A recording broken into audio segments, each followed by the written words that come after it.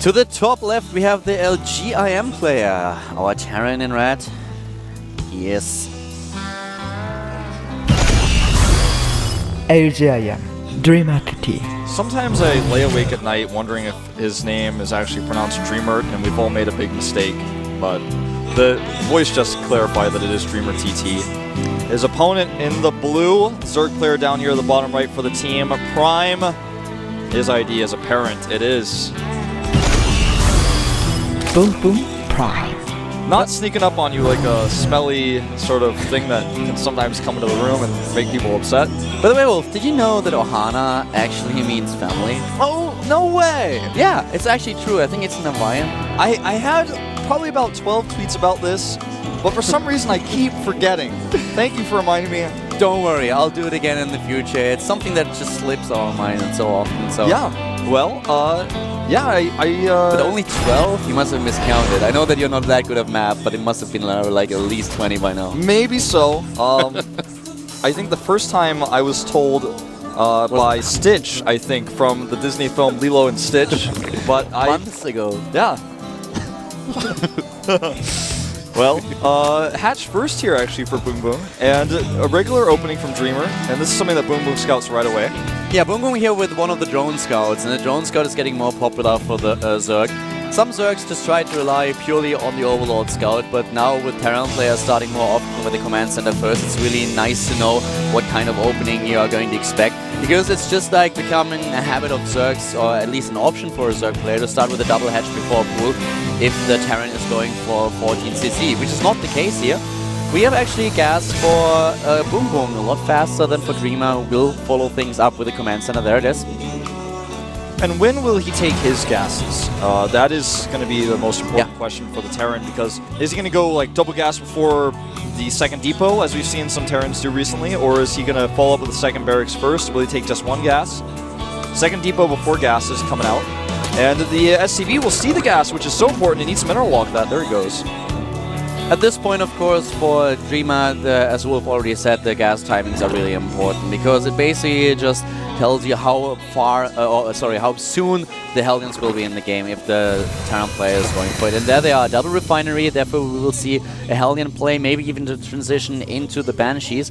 For Boom Boom, it's important to scout it, and he's already on the move with the Overlord to the left side of the map, so he will see the gas most likely, and then he can start to make sure that he's able to defend against the Hellions, either with Queens, Spine Crawlers. We'll find out soon enough. He doesn't mine any gas anymore after the Queen, so he pulled all of the drones out of the geysers, and now we have 2 Queens on the way. Yeah, he's accelerating his mineral mining right now, and this is going to be something that he may decide to put the drones back into very soon, or he may wait a little bit longer. Either way is fine. Getting that speed out, though, ensures that his third base will be safer against Hellions. And 4 Zerglings against 3 Marines, never a fight you can win. Without speed, especially. Yeah, you definitely need the speed, and even with the speed, it would be impossible to pull it off if there's any micro from the Terran player. So here's the factory, and we will soon see the reactor most likely. Starting with this wall off already, and the 1 bunker is, of course, part of it. So for Boom Boom, he has a couple of choices to make if he wants to be aggressive in this game. He still has the opportunity to do it. He could still go, for example, for a Roach and Baneling attack. He could go for early third base. A lot of options here. He's for a second I was really worried, like, why is he sending a drone with this? Offensive hatch? Spine Crawler rush against Terran? What? That would have been really creative, but he just had it in the wrong group and now sent it over to the bottom left to take his third base, which makes a lot more sense. That makes a lot more sense, and he sees the bunker and he knows he's not even gonna be able to. I would have loved to see it though.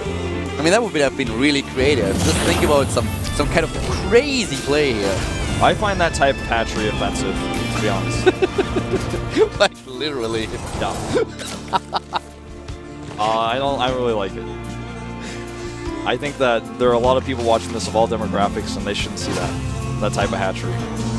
Well, in this game they certainly won't. Maybe against the Protoss player, not against the Terran. Yeah. We have now the starport, and this is the transition that we talked about earlier. The double reactor factory Hellions into, sorry, the single reactor factory Hellions into Banshee. The tech lab is ready. This is straight up textbook play from Dreamer TT here. He's gonna get Cloak right away with his Banshee and starting it. And this Ling wants to take on the world, starting with 2 Hellions, but his life will be cut short. And let's find out how well Boom is going to be prepared against this. Yeah, the cloak is all the queens, he's gonna be okay. He just needs to make sure he's got the spores positioned well. Yeah, exactly. He needs some spores. He's just making sure that he has a decent creep spread, and he's actually getting 2 additional queens. This is a lot. 5 queens. 5 queens in total, and his creep is already spread a little bit towards his third base, which is going to help him out a lot. Plus, the rocks are dead. Really nicely done by Boom Boom. Quite diligent, you know, making use of those early Lings that he made to kill those rocks, and also defending against the Hellions. 10 additional drones right now. The +1 attack upgrade. Banshee He number didn't 1. rally it, though. Oh, that's a huge mistake, because that means his timing is going to be way off here. I mean, that means that when he gets there, he will have Cloak for sure, but he could have hit that a little bit faster. Now the spores are already going to be all up and ready. Yeah, the spore cores are already halfway done at this point. It's a little bit of slower start into the game, but now with all the queens, we don't have Overseer just yet. We don't even have the tech. Gotta be careful. Cloak is not ready yet. The queens actually assume that it is. Those Hellions on creep need to be more careful. Zerglings with speed on creep are pretty fast. 1 queen dies, alright. And the rest of the queens remain alive. These Hellions are being chased down. Good micro though from Dreamer. Yeah, really well microed. I mean, he loses a few of the Hellions, but this could have been so much worse. Now the rest of the Hellions is going to die though, but the same fate for the queens. Yeah, he's barely saving those. The creep tumors barely survived the AoE damage as well. And the queens, one of them does fall, but the second one is chased back, at least temporarily here. Saves the Banshee. Really cost efficient with the Banshees, not so much the Hellions. And one of the problems that Dreamer has now is that he doesn't have any siege tanks. So his siege tank tech is just very much delayed. He's completely relying on his biofuel forces. We have an attempt of Boom Boom to run in here. That was a bit strange. He lost a lot actually with that. And so I think he thought, well, the Banshee's attacking my Lings, I gotta try this now. I can't wait or I'm just gonna lose too many Lings. Uh-oh, the Banshee. Oh, kill it! What are you doing? Boom Boom! That queen is out of there, man. The queen is actually dying, but why? He could have killed one of the Banshees easily. Boom Boom wasn't, Dreamer wasn't ready. Didn't see it. Both of them supply blocked right now. Yes. Heavily. Heavily, and 5 depots on the way for Dreamer, who now is not going to be supply blocked for a while. A lot of drones going down here. Dreamer actually really making these Banshees extremely worth it, even killing Lings in the middle of the map as well. That's 9 kills on the Banshee already. And the one Banshee at the Zalaga Watchtower with 5 hit points, or 2 or whatever that is, has additional 5 kills. The Zergling's a little bit too overeager. And now with 11 kills, even taking down the Extractor? Oh, at least trying to. Yeah, Dreamer is moving his command center over to the third base now as well, killing his rocks. He transfuses the Extractor and he will actually be able to push this back with the Overseer. He's going to lose the Banshee if the Overseer comes. Oh, too late. These queens, they are very forgiving. Boom Boom lost a lot of resources with all of this. The Zerglings against the Hellions were not too cost efficient. Those Banshees really paid off, and a couple of queens dying. He can actually be really happy that he had a surplus in queens so that his production did not suffer from the kills that Dreamer dealt him. And now, of course, the siege tanks are ready for the Terran player who starts or is about to finish his siege tank tech. Yeah, and he's going to be able to start +1 for those tanks with his armory completes.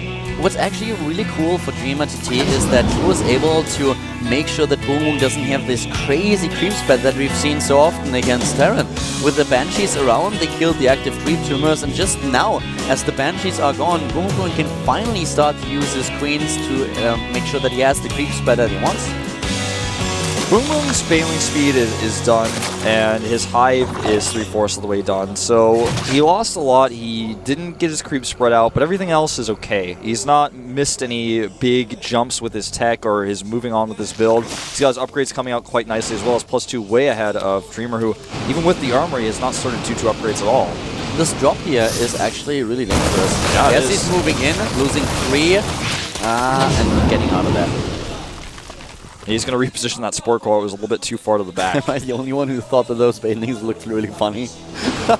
In one line, just going a nah, nah. I don't think he even saw this on screen, guys, but that was really cool. To the left side, he's trying to force a cancel on the hatch, and he will be able to pull it off if he focuses. And he does. Cancel goes down, losing 1 Marine there. There we go again, on the other side of the map. Just one line of Banelings rolling from the left to the right and from the right to the left. It's Baneling choreography. Yeah, exactly. This is exactly what it is. And Dreamer is in a position to do some damage on the main. He's waiting a little bit. He's got to be careful with his drop. He sees the infestation pit. Oh, he catches some transferring drones. And another drop now in the main base. I really love this multitasking from Dreamer. And he's going to get the infestation pit if he targets it potentially. I think he can save it. It's going to be close. He picks up. And this medivac is really dying. I was actually about to say this medivac is really on a raised edge here, but then he just walks over the edge and dies. Yep. Straight into the Queen. Nice pick up on the 2 tanks by Boom Boom, but he's starting to find himself a little bit low in supply. The hatchery is not up here. And unfortunately for Dreamer, though, the same advantage holds true at the bottom of the ramp as it does at the top of the ramp. And he's not going to be able to easily make his way down here, but he actually catches these units a little bit too far back. And oh no, he cannot attack into this. No, there's no way. Not with the siege tanks. Yes, there are a few Marines to the top left that Dreamer GT apparently doesn't realize. But the Terran player is playing this so much better than I actually thought. This is Dreamer GT when he's really in tip-top shape. And that's something that you can really tell. Boom Boom is pressured so much here. And this is a tough position for him to be. Look how many overlords he loses. He will be supply block if he doesn't pay attention to this. Dreamer really starting to live up to the IM name, I will say. I mean, he first of all qualified for this tournament, fell down after Genius, but he has been playing good games in WCS so far, and he looks just as strong here on Ohana. He does a lot of damage, and he's on 3 base against 3 base. Just look at the units that are reinforcements, exactly across the map here. There's no more fungal energy, so he can't use these infestors. The queens can only do so much. The Ultralisk needs to be targeted, though. He needs to take it down right now. ASAP. The upgrades plus so many transfuses. As soon as +2/+2 hits, Dreamer will be in a great position now. But for now, the Ultralisks are strong. Yeah, and he's taking down the queens now. Boom Boom may just die. He's trying to transfuse, but this is it, Wolf. Yeah, I think so. Scans forward, and there's no way Boom Boom can hold here. 5 more Ultralisks on the way, but the damage has already been done. He's losing so many queens. +2/+2 is ready, and this gives him a huge advantage now. Another hatch dies. The macro hatch is gone. He has to be careful, but then just wait a minute. Oh, but he has to attack. Right-click move, that's not going to work. Nope. He will take out the final Ultralisk. The infested Terrans will be cleaned up as well. And GG.